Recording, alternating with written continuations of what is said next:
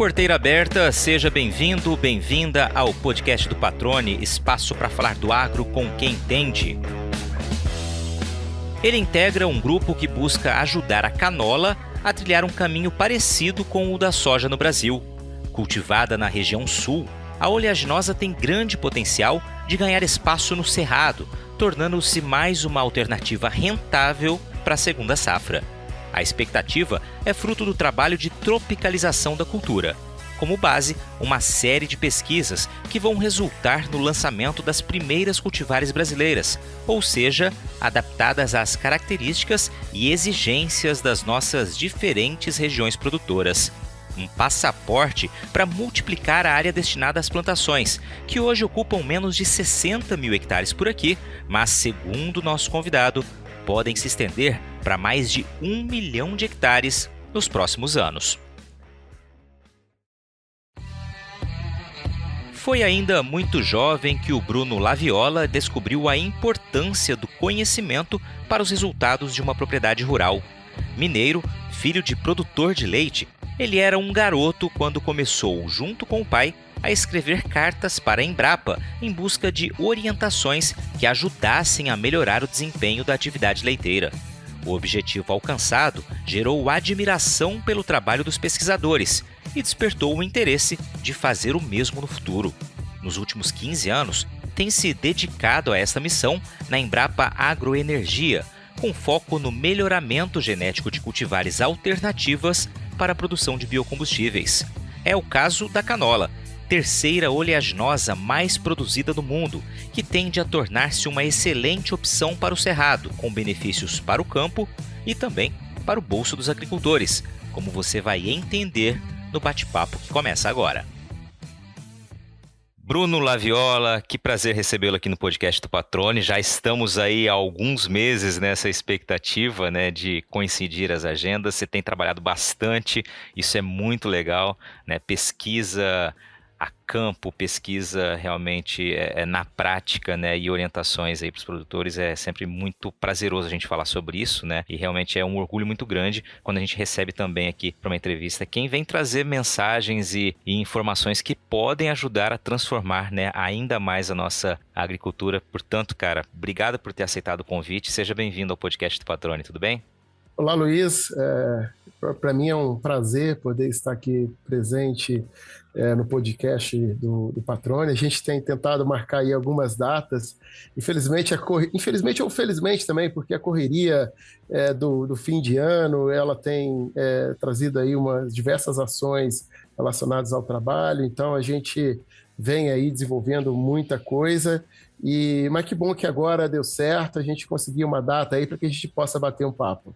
Maravilha, cara. Eu digo que é felizmente, quando a agenda está muito corrida, felizmente está corrida, né? Sinal de que realmente as coisas estão fluindo. Ô Bruno, hoje você é chefe adjunto de pesquisa e desenvolvimento da Embrapa Agroenergia, que fica em Brasília, é isso, né? Isso, Luiz. Eu estou aqui na Embrapa Agroenergia há 15 anos. Eu costumo brincar que eu sou aqui o pesquisador mais antigo, né? Atualmente eu fui dos pesquisadores contratados que atuam hoje na Embrapa Agroenergia. Eu fui o primeiro a ser contratado quando a Embrapa Agroenergia ela foi criada, né? Então estou aqui já há esses 15 anos. E há 1 ano e meio estou aqui à frente da chefia de pesquisa e desenvolvimento, no qual nós temos aí coordenado pesquisas relacionadas à agroenergia, né, ao desenvolvimento tanto de biomassa quanto de processos para agregar valor às nossas matérias-primas que temos hoje no Brasil, com produção de biocombustíveis e também de bioprodutos. Legal, cara. E aí, na equipe aí, quantas pessoas são? Fala um pouquinho da Embrapa Agroenergia. A Embrapa Agroenergia ela é uma das 43 unidades de pesquisa da Embrapa, né? Fazemos parte aí de toda a rede integrada de pesquisa. Nós somos aqui uma unidade que chamamos temática. A Embrapa ela tem 3 tipos de unidade, né? Unidade de produto, como por exemplo Embrapa Soja, Embrapa Milho e Sorgo, as Embrapas temáticas, como nós aqui na Embrapa Agroenergia, e as Embrapas que são chamadas ecorregionais, né? Por exemplo, Embrapa Cerrados, Embrapa Meio Norte, são aquelas que trabalham mais a ecorregião, né? Então aqui nós somos 90 empregados, nós somos mais de 29 pesquisadores, e todos estes atuando, né, em diversos temas. Somos uma unidade que tem aí uma diversidade muito grande de perfis profissionais que complementam e que buscam aí agregar valor às nossas biomassas, aproveitando o máximo aí da energia acumulada pelas biomassas. Dito isso, né, apresentado um pouquinho mais adiante, a gente vai falar desses trabalhos, né, realizados por vocês, com foco especialmente, né, nas oleaginosas alternativas aí para produção, né, e a gente vai focar muito na canola, né, foi aliás por conta desse tema aqui que surgiu o convite para a tua participação aqui. Eu acompanhei uma palestra muito bacana tua esse ano, né, aqui em Cuiabá, durante o Famato Embrapa Show, aliás, um baita evento, né, que reuniu pesquisadores e trouxe muita informação para o setor, para os produtores rurais, técnicos, agrônomos, enfim. E a gente vai falar um pouquinho disso mais adiante, mas eu queria, inicialmente, Bruno, que a gente conhecesse um pouquinho da tua história, né? Você tem um sotaque que já indica mais ou menos a tua região de nascimento. Eu queria que você falasse um pouquinho de onde vem o Bruno Laviola, né? Como começa a tua relação, né, de fato, com a agricultura, com o nosso agro. Ô Luiz, eu sou mineiro, né? De uma cidadezinha pequena em Minas Gerais, chamada São Francisco do Glória, é uma cidade de 5.000 habitantes, e lá eu cresci praticamente toda a minha vida, né? Sou filho de agricultores.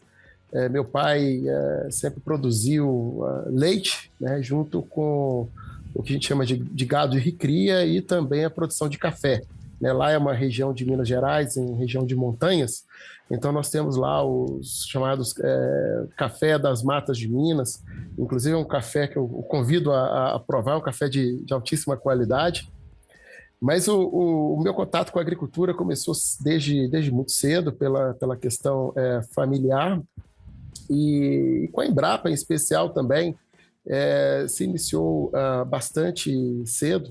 Eu me lembro na época, né, em que nós produzimos leite na região, e ao escutar algumas palestras da própria Embrapa, né, me despertou o interesse de estar fazendo agronomia e poder poder buscar trabalhar na Embrapa, né.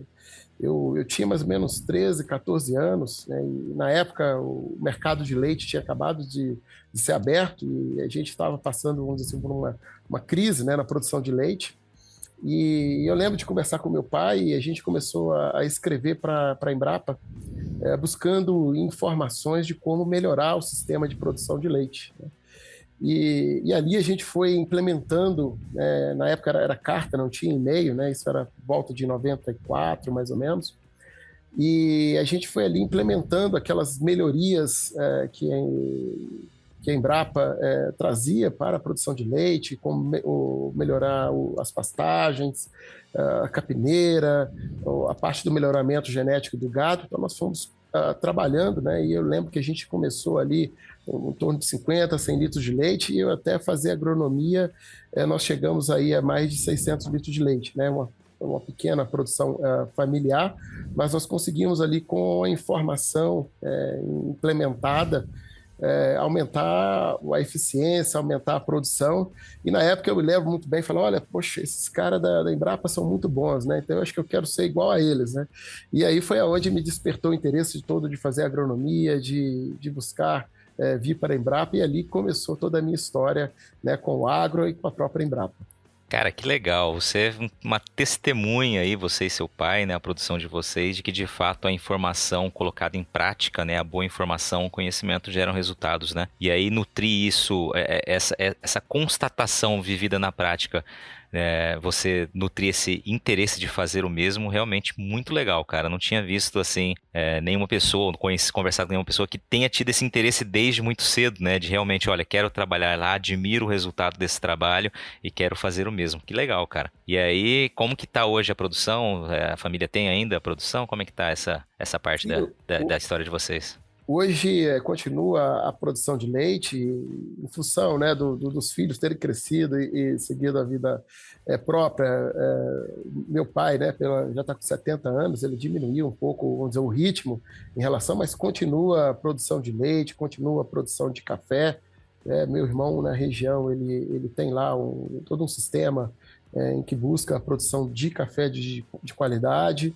Então, assim, a relação com a agricultura e a produção, ela, tanto a pecuária, a agricultura, ela continua e permanece. A gente acha isso muito importante, porque, querendo ou não, essa é a base do que a gente tem, né, dos valores e aquilo que motiva, nos motiva no dia a dia, de tentar fazer um trabalho e que esse trabalho que a gente venha fazer na Embrapa, ela venha refletir para os agricultores. O que eu sempre, quando eu vou fazer uma palestra, quando eu atendo uma ligação, ou quando eu respondo aqui um e-mail de alguém pedindo uma informação, em especial, eu tenho uma atenção muito grande, justamente porque eu me vejo do outro lado, né? No passado, devido à informação, devido aquilo que foi passado em termos de tecnologia, né, mudou e orientou a minha vida, né? Então eu vejo que quando eu respondo aqui uma ligação, faço uma palestra, eu posso estar também passando informação e ajudando a mudar também a vida de alguém. E aí você se formou foi no Espírito Santo, né? A faculdade você fez lá, depois também fez mestrado, doutorado e como disse, há 15 anos está aí na Embrapa Agroenergia. Você começou então, a tua carreira na Embrapa começa 15 anos atrás, exatamente aí em Brasília. Isso mesmo, eu formei no Espírito Santo, né, na Universidade Federal do Espírito Santo em agronomia, e na sequência eu já fui fazer o mestrado e do mestrado já para o doutorado, né? E quando eu estava mais ou menos na metade do doutorado, veio um dos concursos da Embrapa que saíram na época, foi em 2006, né? Eu fiz o concurso e acabei eu estava classificado em segundo lugar para a Embrapa Gado de Leite, né? Eu estava mais ou menos seguindo o caminho, né? Desde aquela origem. E acabou que a Embrapa Agroenergia ela foi criada em 2006. E como eles montaram uma equipe nova, eu acabei sendo convidado aqui para Brasília para compor a equipe de pesquisadores da Embrapa Agroenergia e aceitei o convite, né? Então, desde então, eu estou aqui já há 15 anos. Agora, em outubro, fez esses 15 anos que eu estou comentando, né? E muito feliz, né? Muito satisfeito, porque eu não imagino outro trabalho que eu poderia fazer na vida, a não ser estar na Embrapa, trabalhando com pesquisa, geração de tecnologias que possa contribuir para o agro brasileiro. Legal, cara. Você respondeu já uma pergunta que eu lhe faria, né? Se você, quando buscou, né, fazer parte do time de colaboradores, enfim, prestar concurso para a Embrapa, se teu foco, né, realmente não estava vinculado inicialmente à atividade que vocês executavam ali, que era justamente a pecuária leiteira ali, né? Você acabou respondendo, classificou em segundo lugar, veio o convite para uma unidade nova da Embrapa e aí desenhou a tua carreira a partir desse convite. Muito legal, cara. E aí me fala um pouquinho, né, desse trabalho que vocês têm desenvolvido, né? A palestra que eu acompanhei tua aqui, que foi muito legal, era justamente buscar apresentar alternativas aí para a utilização na safrinha, na segunda safra, né, como queiram, de oleaginosas com grande potencial aí, né, e que de fato aí você acabou pontuando a canola. Mas antes da gente focar nela, fala um pouquinho desse trabalho, né, e quais são as alternativas que você sugere para os produtores, em especial aqui no Cerrado, onde nós estamos, Bruno. Bom, aqui na Embrapa Agroenergia, nesses 15 anos como pesquisador, eu sempre atuei no melhoramento genético e produção de oleaginosas alternativas com foco na produção de biodiesel, né? Hoje, praticamente 75% da produção de biodiesel vem da soja, né? O óleo utilizado é o óleo de soja, seguido do sebo bovino, e nós temos aí uma série de outras oleaginosas e óleos residuais que complementam os 100% de matérias-primas usadas na produção do biodiesel, né? E nossa preocupação foi sempre desenvolver outras oleaginosas que poderiam diversificar essa produção de biodiesel no Brasil, considerando também que nós temos diversas condições climáticas no país e essas características regionais poderiam ser melhor aproveitadas, inclusive gerando, né, emprego, renda e oportunidade para a agricultura brasileira, né, por meio dos biocombustíveis em diferentes regiões. Inicialmente, nós trabalhamos muito na época com uma oleaginosa chamada Pião Manso, em 2006. Houve aí mundialmente uma corrida por essa oleaginosa, tinha muita informação, muita fake news, na verdade, no início, e sobre a planta que praticamente se produzia em qualquer lugar e sem aplicar nutrientes, não precisava de água e etc. Né? E a gente, né, como agrônomo, como pesquisador, sabe que a coisa não é bem assim. Né? A gente precisa desenvolver tecnologia para dar suporte ao cultivo de qualquer planta. Na época, o trabalho que nós nos propusemos a fazer foi justamente esse. Olha, tem aí uma série de informações, a gente verifica que ainda não há tecnologia para dar suporte ao cultivo do pião-manso, mas a gente pode desenvolver essa tecnologia. E aí iniciamos uma série de pesquisas para dar suporte ao trabalho com o pião-manso. E no Brasil chegaram a plantar 40, 50 mil hectares com o pião-manso, mas acabou que, como dizem lá em Minas, né, acabaram colocando o carro na frente dos bois e acabou não indo para frente e desaqueceu o interesse com o pião-manso. Mas nós, na Embrapa, fizemos o nosso papel, chegamos até a publicar um livro sobre os avanços que nós tivemos em termos de conhecimento, de tecnologias com o pião-manso. Outra leginosa que também nós trabalhamos nesse período foi a macaúba. A macaúba é uma palmeira nativa do Cerrado brasileiro e que ocorre praticamente quase todo o país. Né? E esse é um outro trabalho, essa palmeira tem um potencial muito grande em termos de produção de óleo, né? E continuamos com esse trabalho. E na sequência veio o trabalho com a canola, para dar aí pensando na safrinha brasileira, pensando em aproveitar melhor a safrinha, né? Nós começamos a trabalhar e tropicalizar a canola.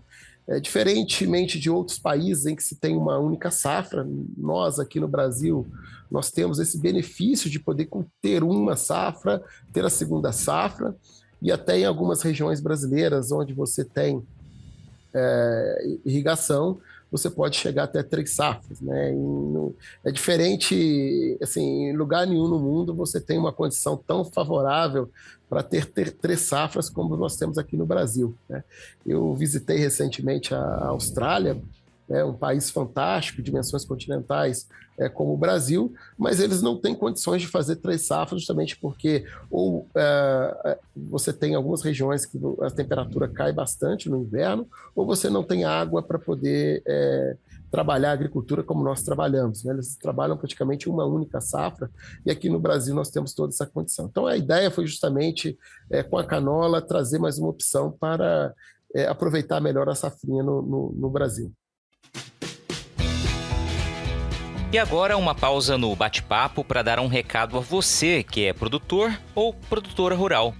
Já tá na hora de pensar na próxima jogada, hein?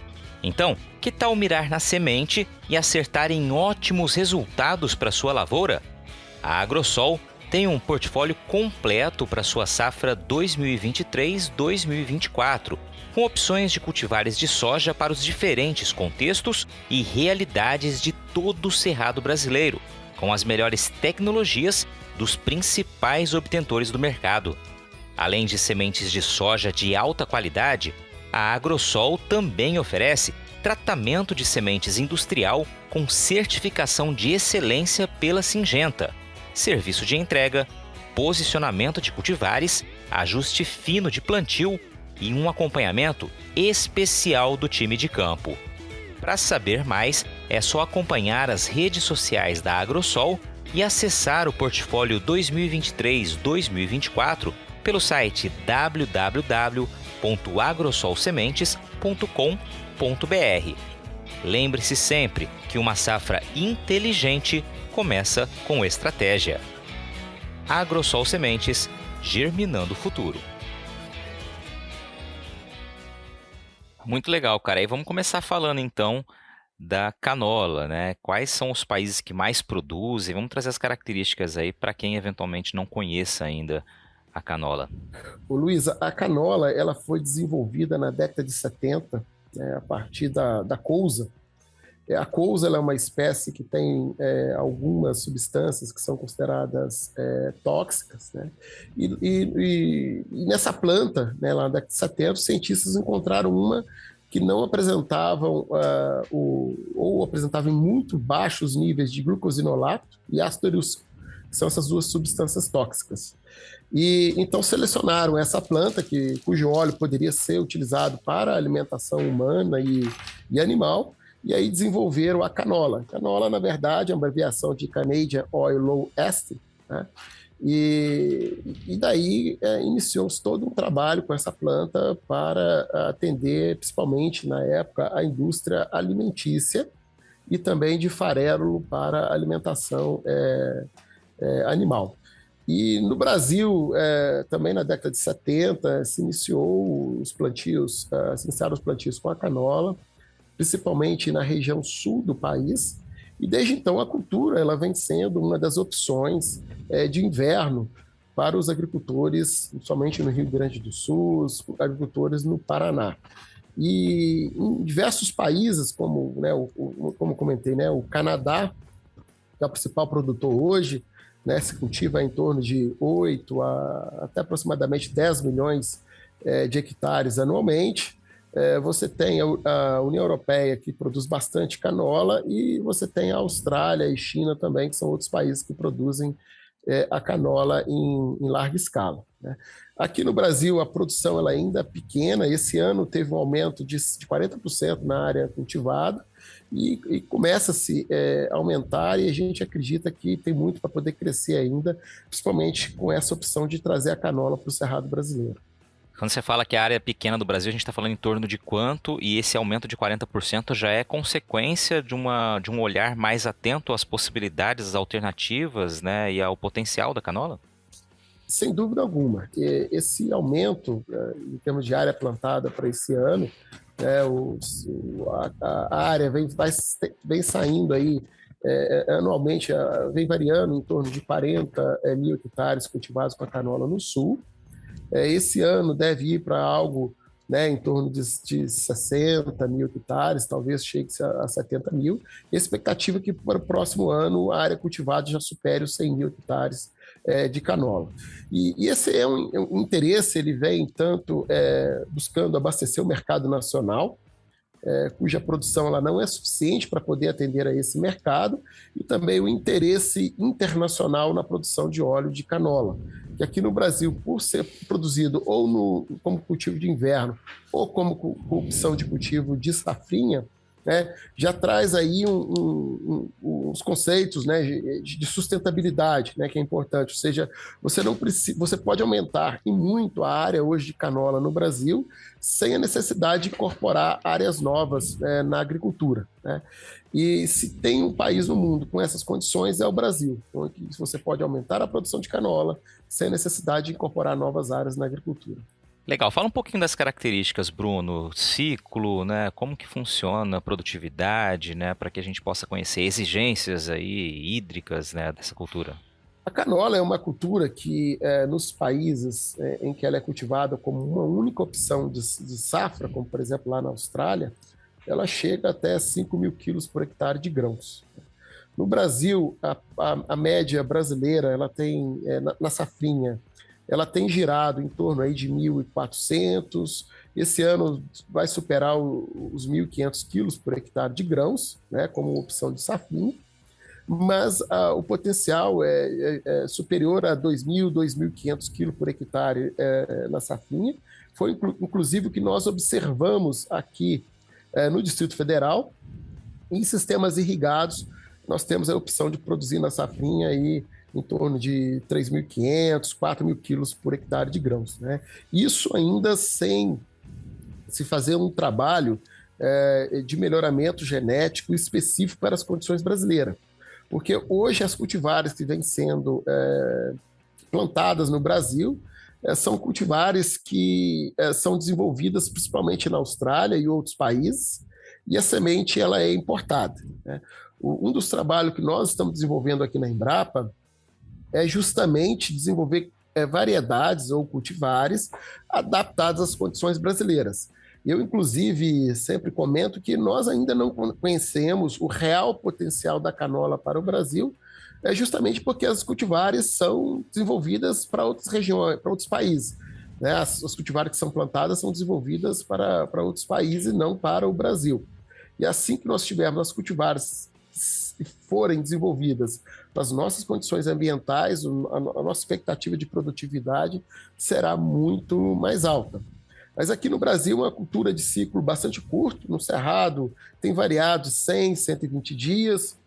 Na região sul do Brasil, a gente observa um ciclo de 120 a 140 dias, né?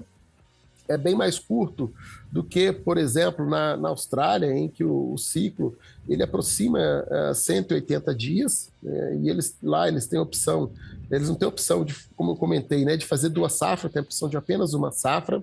Então, eles alongam o máximo possível essa safra, buscando se ter maiores produtividades. Aqui não, a cultura ela tem um ciclo menor, né, encaixando bem nesse período de safrinha e produzindo bem aí com em torno de 200 a 300 milímetros de água, né, de chuva. Embora aqui no Cerrado a gente tenha observado produtividades, né, adequadas com muito menos do que 200 milímetros. Legal, cara. E aí você falou, né, dessa característica da gente não ter ainda nenhuma cultivar para nossa região, a semente é importada, como você destacou, mas há um trabalho para esse desenvolvimento. Quanto tempo se espera que a gente possa ter cultivares já adaptadas, né, específicas, por exemplo, para o Cerrado, né, ou para as outras regiões brasileiras? Bom, o melhoramento genético é a base do trabalho que a gente tem desenvolvido aqui na Embrapa, né, buscando tropicalizar a canola, né? Nós estamos aí já com, vamos dizer assim, pesquisas já avançando para se obter essas cultivares, né? Eu acredito que em torno aí de 2 anos a gente tenha disponível para os agricultores plantarem no Brasil cultivares de canola, vamos dizer assim, brasileiras, né? Cultivares que foram desenvolvidas, adaptadas e selecionadas para as nossas condições edafoclimáticas, tanto da região sul do país, quanto aqui da região do Cerrado brasileiro, onde a gente acredita que no futuro, assim como ocorreu com a soja no passado, que era uma cultura adaptada ao sul, né? Recentemente aconteceu com o trigo. A gente acredita que o Cerrado será a grande área de expansão para essa cultura, para poder atingir aí áreas superiores a 1 milhão de hectares cultivados, e a gente já sabe que tem toda essa condição, né? E se você pensar bem, que nós cultivamos na última safra em torno de 40 milhões de hectares de soja, e se a canola puder ser utilizada como rotação de cultura, né, e safrinha, em 10% da área de soja no Brasil, nós estamos falando em 4 milhões de hectares, ou seja, uma área plausível de ser cultivada com a canola, e é isso que a gente almeja com esse trabalho de tropicalização, desenvolvimento de variedades. E com relação à exigência de solo, por exemplo, né, você citou aí cerca de 40 milhões de hectares de soja, a gente tem vários perfis diferentes de solo, né? Onde ela se adaptaria melhor? Bom, a canola é uma cultura que ela tem aí o que a gente chama de uma boa plasticidade fenotípica ou ambiental, né? Ela se adapta muito bem a diferentes condições de solo, tanto solos mais arenosos, quanto solo textura média e textura mais argilosa. O que diferencia, às vezes, é a questão da prática de manejo, para que a cultura ela se forme e feche rapidamente o solo, para que possa conservar mais água e ter menos perda, e principalmente naqueles solos mais arenosos, né?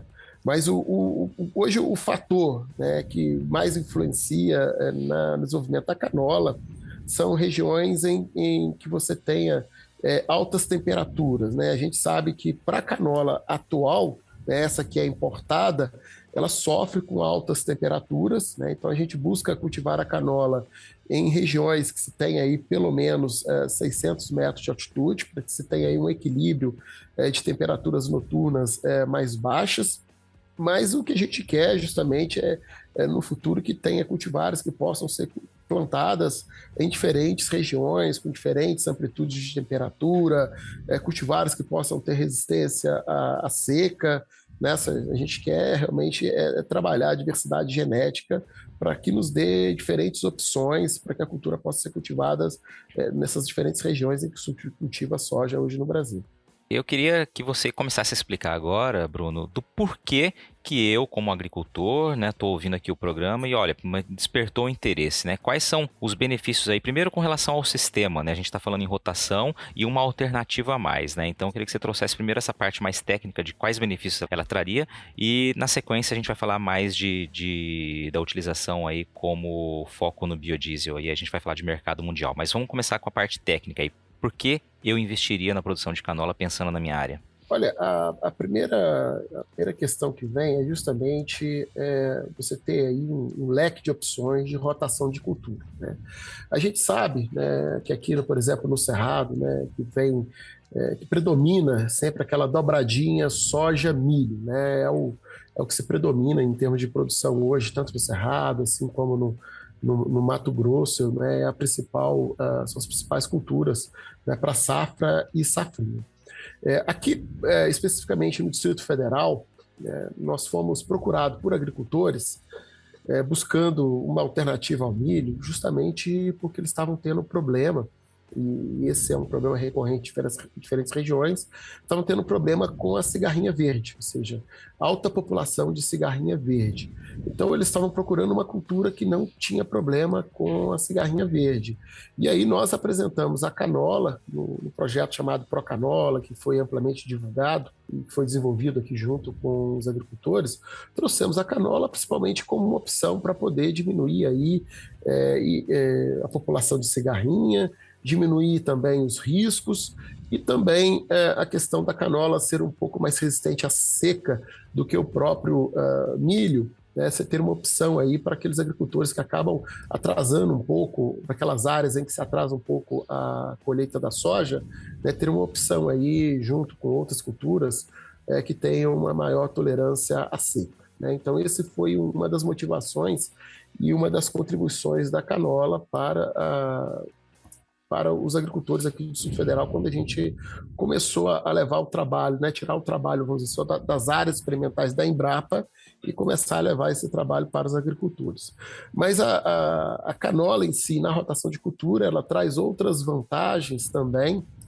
Uma das vantagens é o sistema radicular mais profundo, né, que ajuda a reciclar nutrientes. Então, ele tem um sistema radicular pivotante, né?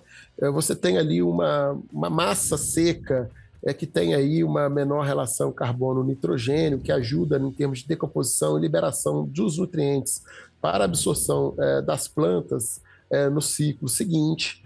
É uma cultura que não tem problemas com nematóides. Então, em muitas áreas de soja hoje, a gente tem problemas com nematóides. E a canola seria uma opção para poder, inclusive, diminuir a população de nematóides. A gente, em trabalhos experimentais, né, com extratos, já verificamos que a canola ela tem um efeito nematicida, mas isso em extratos, em laboratório, a gente não tem a confirmação se lá no campo ela vai ajudar também no controle de nematóide, né? Mas isso, pelo menos com extratos da planta, em laboratório, a gente verificou esse potencial. Então, é uma cultura que vai ajudar também no manejo de nematóides, e ela vem aí como uma opção de diversificar a renda para o agricultor, né? O Brasil hoje não produz toda a canola que se consome, né, todo o grão, ou seja, que é necessário para a produção do óleo e necessário para a produção, né, do farelo. Então, esse óleo hoje que é produzido no Brasil, ele não é suficiente para atender a produção nacional.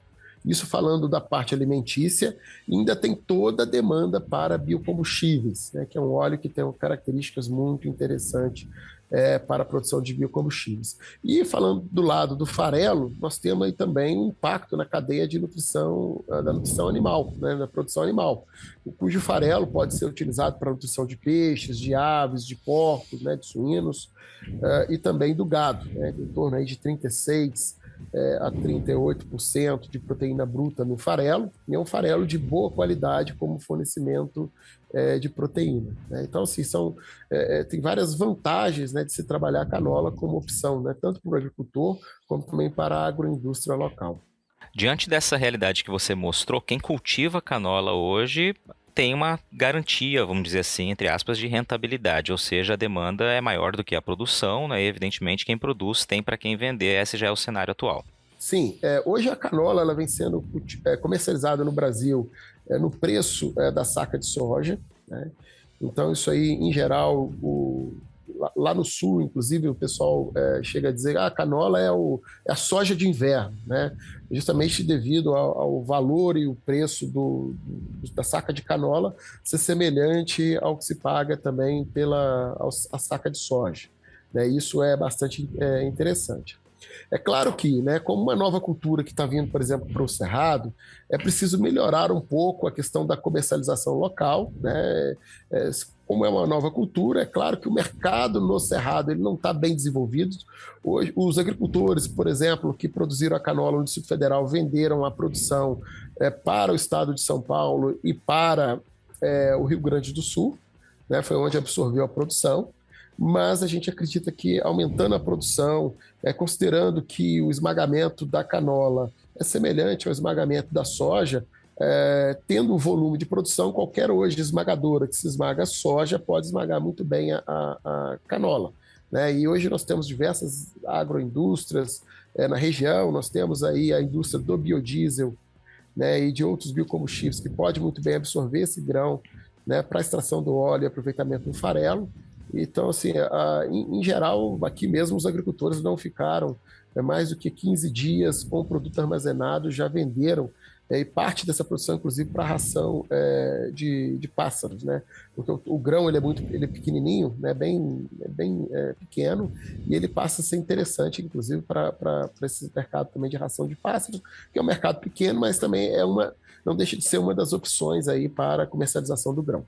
Muito bom ver essas oportunidades, né? Para não dizer que eu não perguntei, vamos lá. Quais seriam os desafios, né? Você já citou lá no início a falta de cultivares de fato adaptadas, mas é um trabalho que está sendo desenvolvido aí, né? Cultivares específicas para o Brasil. Que outros desafios existem aí nessa produção? Os desafios com a canola hoje, né? Vamos dizer assim, nós temos aqueles desafios técnicos, né? É o mesmo desafio que a soja teve na década de 70, quando ela veio para o Cerrado. Então, essa é a cultura que, né, carece de um trabalho ainda de desenvolvimento tecnológico. A média brasileira é 1.400 quilos, mas a gente sabe que o potencial é muito mais alto do que isso. E para poder valer a pena, né, fazer esse potencial virar uma realidade, é preciso aí desenvolvimento tecnológico que passa, né, por parte, como eu falei, pelo desenvolvimento de cultivares para as regiões brasileiras, né? Esse é um dos principais pontos. O agricultor precisa ter aqui no Brasil a opção de comprar sementes produzidas no próprio país. Hoje essa semente ela é importada e às vezes é comum ter problemas em importação de sementes, isso às vezes atrapalha, né, para que o agricultor possa plantar, né, semear no período certo. Então, a semente sendo produzida aqui no país, ela é mais interessante. Nós temos desafios aí também de ajuste do sistema de produção, né? A gente pode muito bem melhorar a produtividade, trabalhando melhor ali a adubação, trabalhando o manejo do solo, para cada região. Acho que cada região você tem aí ajustes interessantes no sistema de produção para poder maximizar o potencial produtivo da canola. E você tem aí, claro, desafios, como eu já também comentei, logísticos e de comercialização.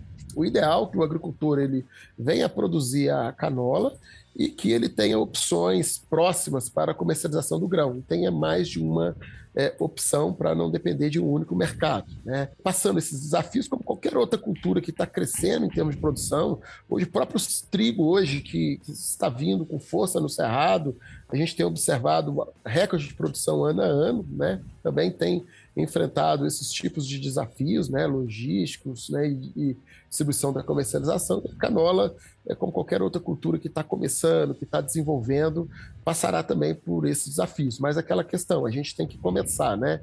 E é importante começar para que esses desafios sejam superados e a cultura possa ganhar escala como mais uma opção para o agricultor.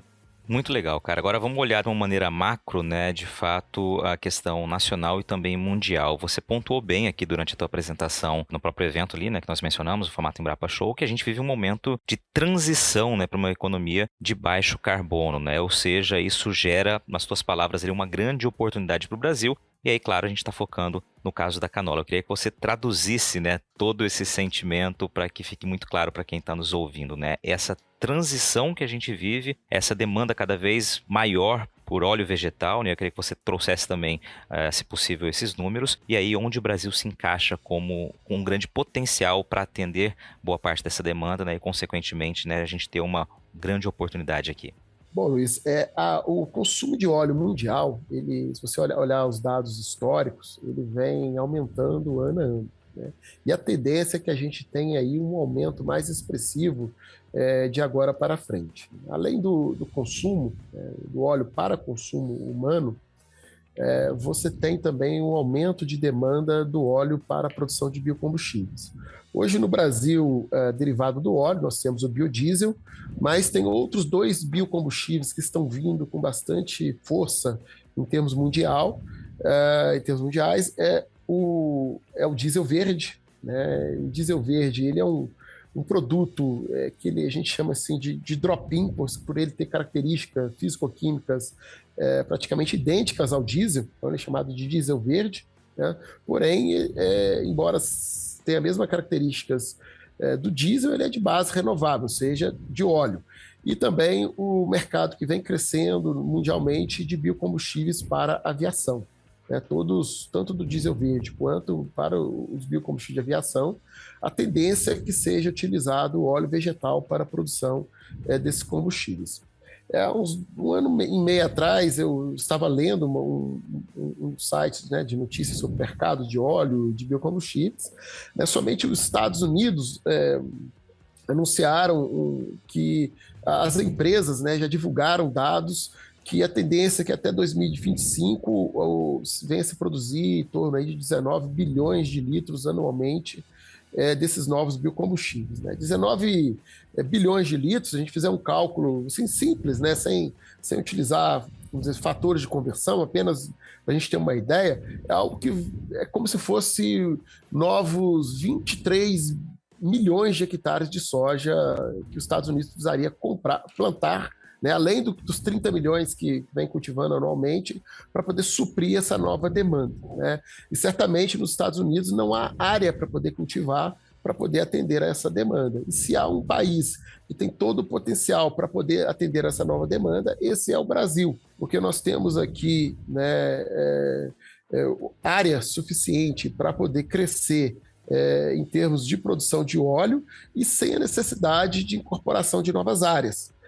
Isso aproveitando melhor a nossa safrinha. Então a gente pode muito bem utilizar, né, a área de safrinha para aumentar a produção de óleos e com isso atender tanto esse mercado internacional quanto também o mercado nacional, né? E aí o Brasil contribuir efetivamente para essa transição, né, para uma matriz mais limpa, uma matriz mais verde, né, em termos mundiais. E, como eu disse, se há um país que tem condições de suprir essa demanda, né, de crescente de óleos e também de outros produtos de base renovável, certamente é o Brasil. Ô Bruno, e aí quando você fala dessa demanda por óleos vegetais, evidentemente, né, qualquer óleo vegetal vai atender essa demanda. Você já citou ali soja, né, falamos bastante da canola, temos girassol. Quais são as culturas que mais têm potencial para atender essa demanda, né? Claro, você destacou muito aqui a canola, né, e realmente dá para entender que é uma das grandes possibilidades alternativas justamente por ela ser incorporada na segunda safra, né? Então é realmente uma carta na manga que temos aí. Além da soja, girassol, o que mais a gente pode ter de potenciais aqui para o país atender a essa demanda crescente? No Brasil, de fato, a maior escala está justamente na produção de soja. São 40 milhões. Hoje você tem soja, você tem o próprio óleo de algodão, né, do caroço de algodão. Hoje se cultiva em torno, aí, se não me engano, em torno de 1,7 milhões, alguma coisa assim, em termos de algodão no Brasil, Mato Grosso, né, com uma grande contribuição na produção de algodão. E depois nós temos uma série de outras oleaginosas, como o próprio girassol, tem o amendoim, e tem outras oleaginosas, né, que são produzidas hoje em menor escala, que podem ganhar uma escala maior. Eu citei aqui a macaúba, que é uma cultura potencial, né, que pode ser uma alternativa para sistemas de integração lavoura, pecuária, floresta, né, onde você pode trabalhar a macaúba junto com pastagem, produzindo o gado e também óleo.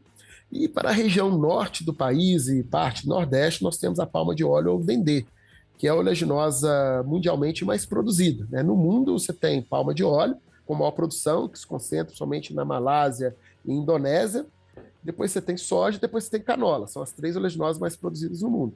E no Brasil, no ano de 2011, foi feito um zoneamento agroecológico para a cultura da palma de óleo e se identificou que se tem disponível mais de 30 milhões de hectares na região norte, né, áreas já antropizadas há muito mais de 10 anos, ou seja, nós estamos falando aqui, né, na preservação das florestas e de áreas de proteção. Então, fora as florestas, fora as áreas de proteção, fora as áreas que são ocupadas por estradas, cidades, ainda assim sobram em torno de 30 milhões do ponto de vista de adaptação agroecológica que pode ser cultivado com a palma de óleo.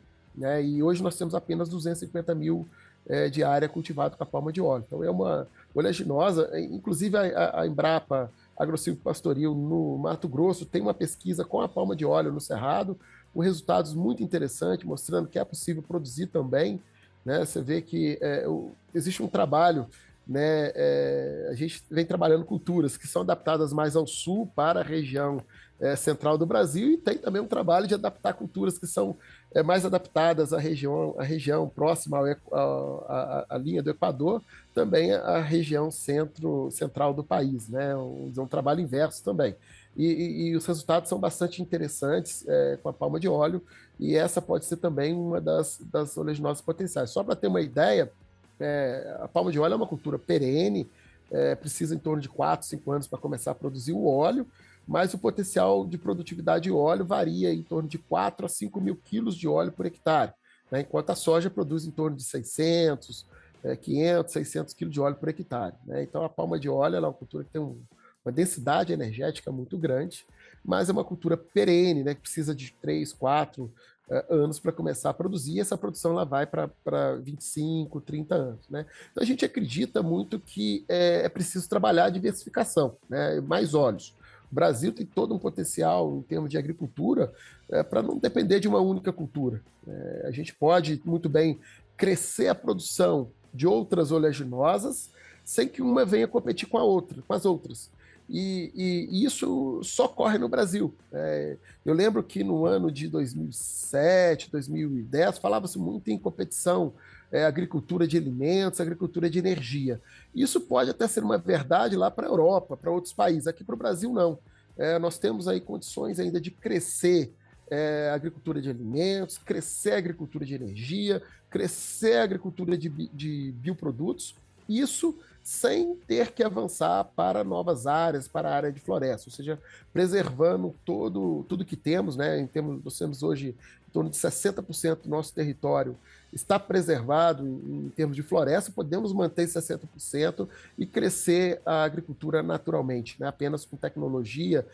Isso já mostrou muito bem, a gente pega os dados, né, da década de 70, 80, 90, e a gente vê que em área plantada, proporcionalmente se cresceu muito menos do que em produção das culturas. Isso porque nós aumentamos a produtividade com a aplicação de tecnologia. Esse é o caminho. Excelente, Bruno. E aí você destacou a demanda crescente como uma tendência, né, mundial por biocombustíveis, né, e por, enfim, outros combustíveis derivados, né, renováveis, né, como você disse, do óleo vegetal. E a gente sabe que no Brasil a gente tem uma expectativa de que 2023 a gente tenha, de fato, uma demanda acrescida, né? Afinal de contas, deveríamos estar com o B13 agora, estamos ainda seguramos no B10, voltamos aí para o B10, mas a expectativa é que 2023 a gente tenha o famoso B15, né, adicionando aí 15%, que vai aumentar potencialmente a nossa demanda, visto ao que a gente precisa hoje pelas condições aí que acabamos, né, vivenciando, né? Sem dúvida nenhuma. Nós temos hoje aprovado, né, em lei o aumento de mistura do biodiesel no diesel, que vinha crescendo a 1% ao ano, com cronograma chegando em 2023 a 15% de biodiesel no diesel. Né? O que a gente tem observado, lido, né, e acompanhado é que esse cronograma ele voltará a ser crescente, né, com a tendência de chegar em pelo menos B14 ou mesmo o B15. E sabendo que é possível que o Brasil possa, inclusive, continuar esse aumento de mistura de biodiesel no diesel, podendo chegar tranquilamente a 20% de mistura de biodiesel no diesel, sem problema algum, sem necessidade, né, de modificar motores e etc. Hoje, por exemplo, a Indonésia já vem crescendo a mistura de biodiesel no diesel. Eu estava lendo há poucos dias, eles já estão buscando aumentar para 35% da mistura, né? E isso aí, no Brasil, a gente sabe que pode trabalhar muito bem a mistura, podendo avançar para patamares, inclusive, superiores aos 15%. Né? E aí cresce a importância dessa diversificação de oleaginosas. Né? Hoje, o país ele processa em torno aí de 35% a 40% da produção de soja. O restante da produção de soja é exportado em grãos. E a gente precisa de outras oleaginosas para poder complementar a soja que hoje atualmente é processada. Né? E aí eu citei a palma de óleo, citei aqui a canola como uma opção muito interessante, e aí tem outras oleaginosas que poderiam ser incorporadas para poder atender essa mistura, que não estou falando de biodiesel, mas eu citei anteriormente o mercado que está para crescer do diesel verde e também do bioquerosene de aviação, ou combustíveis sustentáveis de aviação, que eles preferem ter mudado um pouco o termo, né, chamando aí de combustíveis sustentáveis de aviação. Então, todos esses demandariam mais óleos e aí gera uma série de oportunidades para a agricultura brasileira. Legal, cara, e é muito legal quando a gente vê todas essas oportunidades, né, cada vez se materializando mais, se transformando em realidade, e a gente sabendo que tem pesquisa trabalhando também no mesmo sentido, né, por isso é muito importante o trabalho da Embrapa sempre ser ressaltado, esse trabalho não apenas da Embrapa, como de todas as entidades aí que investem em fazer pesquisa para desenvolver o nosso agro, né, e se deixar o campo preparado para justamente poder aproveitar essas oportunidades nos momentos oportunos. Você está ouvindo o podcast do Patrone, agroinformação com quem entende.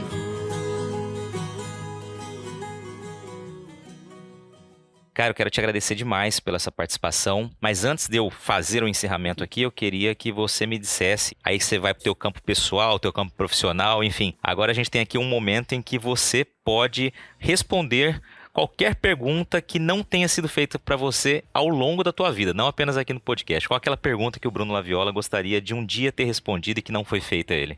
Ô Luiz, para mim que trabalho como eu comentei no início, né, eu assim, comecei a minha história lá atrás, né, eu tinha 12, 13 anos, né, já, né, almejando, né, fazer agronomia, mestrado, doutorado e poder estar na Embrapa. Né?